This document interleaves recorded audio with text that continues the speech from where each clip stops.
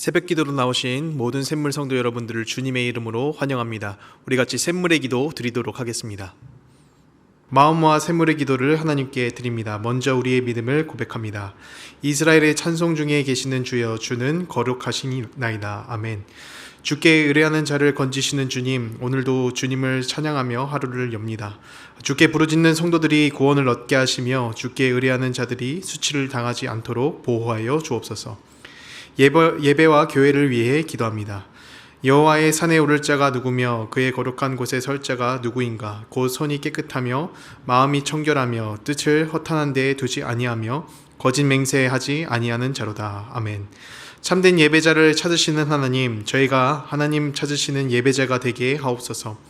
이곳에 모이는 샘물 성도들을 향해 주의 얼굴빛을 나타내시고 샘물의 예배를 통해 온 성도가 여호와께 복을 받고 구원에 이르는 역사가 일어나게 하옵소서. 목장과 성도들을 위해 기도합니다. 아버지가 자식을 긍휼히 여긴같이 아버지께서는 자기를 경외하는 자를 긍휼히 여기시나니 이는 그가 우리의 체질을 아시며 우리가 단지 먼지뿐이심을 기억하심이로다. 아멘. 우리의 연약함을 아시는 하나님께서 저희의 눈물을 알아주시니 감사합니다. 샘물의 목장마다 하나님 의지하는 법을 배우게 하시고 함께 손잡고 기도할 때 하나님의 위로와 응답을 경험하는 목장 되게 하옵소서. 다음 세대와 청년들을 위해 기도합니다.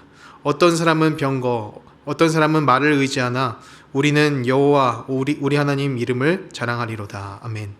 하나님, 우리 청년들이 젊음의 때에 하나님의 이름의 능력을 경험하게 하옵소서.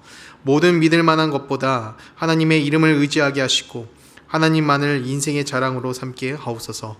하나님의 이름 아래 샘물의 모든 다음 세대가 영적 전투에서 승리하며 주의 손 안에 보호받게 하옵소서. 나라와 선교를 위해 기도합니다.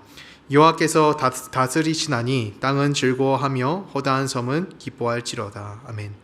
하나님의 다스리심이 우리 대한민국과 선교지 곳곳에 임하게 하옵소서. 주께서 권세를 허락하신 모든 자들에게 지혜와 분별력을 더해주시고 생명과 가정을 살리는 일에 힘쓰는 귀한 일꾼 되게 하옵소서. 복음 들고 세계 곳곳에서 헌신하는 선교사들을 통하여 하나님의 통치가 나타나고 천하보다 귀한 영혼이 자유를 얻고 즐거워하는 소리가 열방 가운데서 울려 퍼지게 하옵소서. 기도할 힘을 주신 하나님 감사합니다. 오늘 샘물이 걸어가야 할 가장 좋은 길을 예비하실 하나님을 기대하며 우리 주 예수님의 이름으로 기도드립니다. 아멘. 함께 오늘 주신 하나님 말씀 살펴보도록 하겠습니다. 오늘 하나님께서 우리에게 주신 말씀은 고린도후서 4장 7절부터 15절까지의 말씀입니다. 고린도후서 4장 7절부터 15절까지의 말씀 우리 한 절씩 교독해서 보도록 하겠습니다. 우리가 이 보배를 질그릇에 가졌으니 이는 심히 큰 능력은 하나님께 있고 우리에게 있지 아니함을 알게 하려 함이라.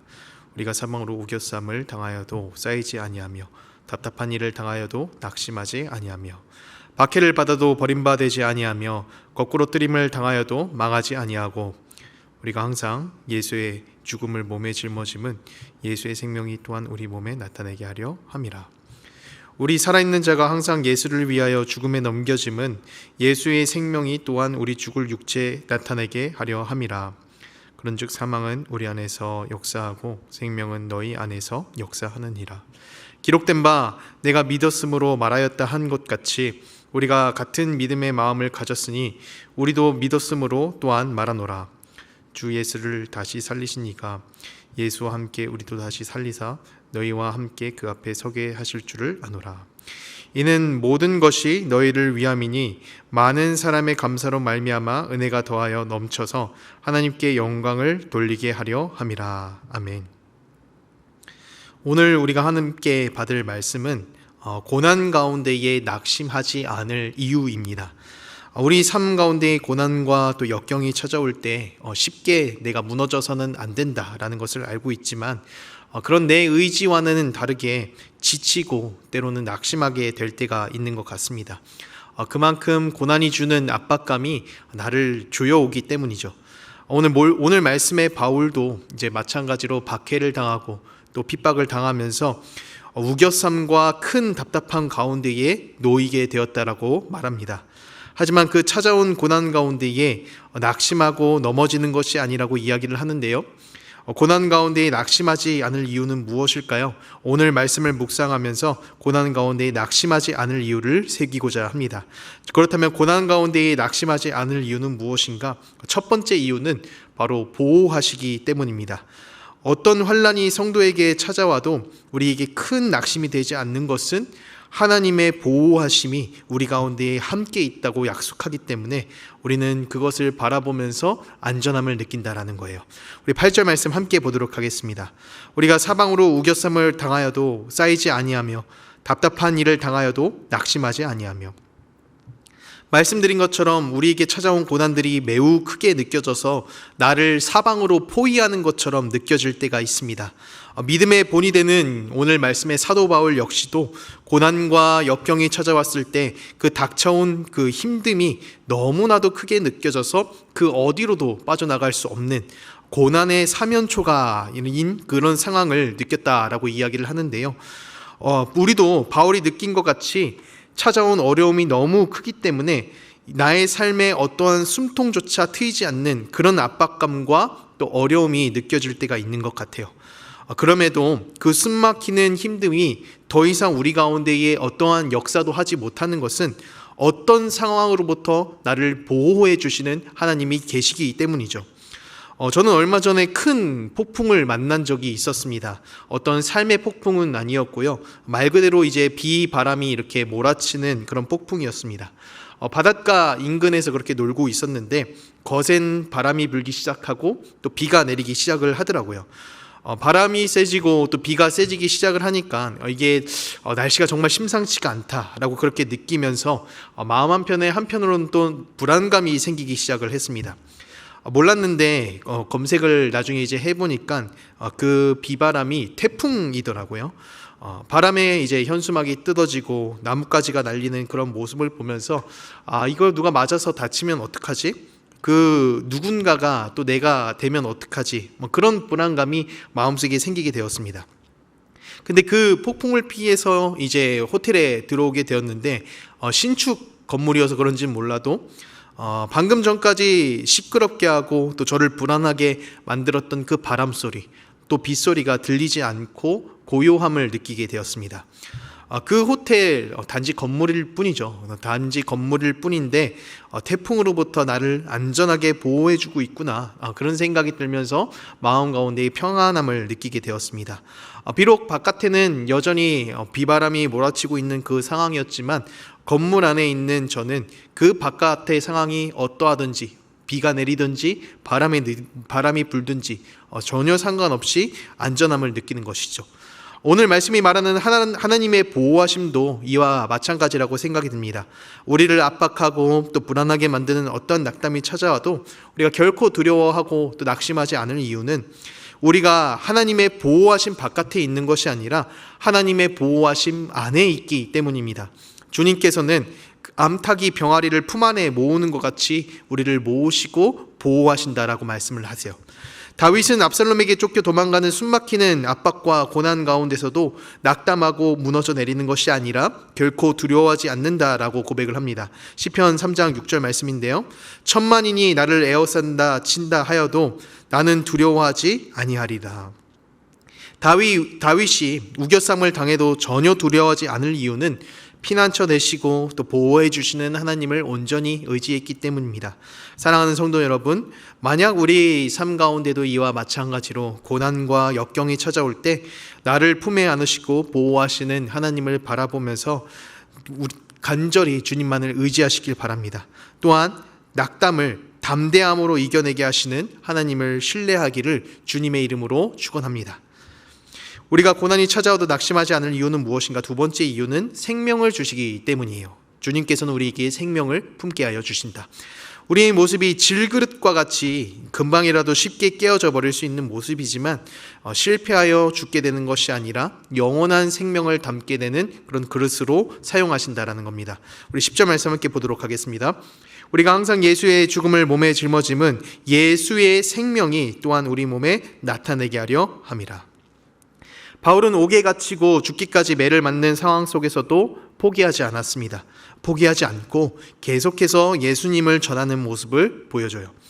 예수님을 전하기만 하면은 매를 맞게 되는 것은 당연하고 심지어 죽을 수 있는 위기가 찾아올 것이 뻔한데도 그럼에도 불구하고 포기하지 않고 예수님을 계속해서 전합니다. 바울이 겁이 없고 용감한 성격이어서 그런 것일까요? 바울은 자기에게 찾아온 고난이라는 역경보다 자신에게 주어진 영원한 생명을 바라보면서 낙담하지 않을 수가 있었습니다. 죽을 수 있겠다는 그런 고난과 역경보다 내 안에 담긴, 바로 자신 안에 담긴 생명이 더 크기 때문에 넘어지지 않았습니다. 일제감정기 시대를 보내면서 당시 많은 사람들이 압박과 고통을 당했는데요. 여러 고통들이 있었겠지만 그 중에 하나가 이제 원하지도 않았는데 이제 일본 왕에게 강제로 또 절하고 섬겨야 되는 그런 어려움이 있었던 것이죠. 남의 나라 왕을 섬기는 게 당연히 좋을 리가 없었지만 절하지 않는다면은 감옥에 갇히거나 또 죽을 수도 있었기 때문에 많은 사람들이 자신의 의지와는 상관없이 일본 왕을 섬기며 또 절하게 되는 그런 안타까운 상황이 벌어지게 되었습니다. 그런데 예수님을 알았던 당시 신앙의 선배들만큼은 이 일본 왕에게 무릎을 꿇지 않고 또 절도 하지 않았다라고 해요. 왜냐하면 생명을 주시는 하나님을 저버릴 수 없었기 때문입니다. 절을 하지 않으면 죽을 수 있는 그런 위기 가운데 있지만 나의 안에 있는 그런 영원한 생명을 확신하면서 그 상황 가운데서 신앙을 포기하지 않을 수 있었던 것입니다. 사랑하는 성도 여러분, 우리가 고난과 역경을 만나도 큰 낙심 가운데에 빠지지 않을 이유는 우리 안에 예수님을 믿게 되어 담겨진 영원한 생명이 있기 때문입니다. 때로는 질그릇과 같이 우리 가운데 찾아온 고난과 역경을 바라보면서 낙심될 때가 분명하게 있지만 그런 연약한 질그릇에 담긴 보배, 나에게 담겨진 영원한 생명을 바라보며 낙심하지 않고 생명을 주시는 주님만을 의지하기를 소망합니다. 고난 가운데 낙심하지 않을 이유는 무엇인가? 그 어떤 우겨쌈이 있더라도 주님 우리를 보호하시기 때문에, 또한 연약한 우리 가운데에 영원한 생명을 주시기 때문에 우리가 낙심하지 않는다라고 했습니다. 고난 가운데 낙심하지 않을 이유, 마지막 이유는 우리를 사용하시기 때문입니다.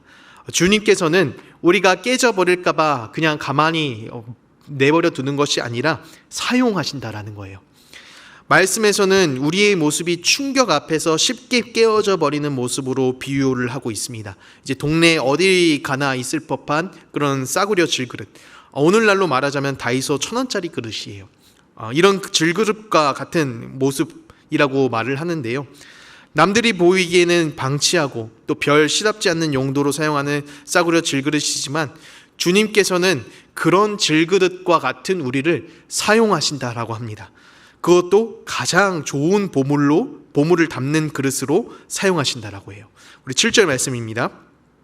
우리가 이 보배를 질그릇에 가졌으니 이는 심히 큰 능력은 하나님께 있고 우리에게 있지 아니함을 알게 하려 함이라. 우리 가운데 영원한 생명을 담는 능력을 주시고 그 후에 나의 주변에 보내주신 사람에게도 옮겨 담을 수 있도록 질그릇으로 살다가 끝내는 것이 아니라 영원한 생명을 옮겨 담는 도구로 사용하신다는 겁니다.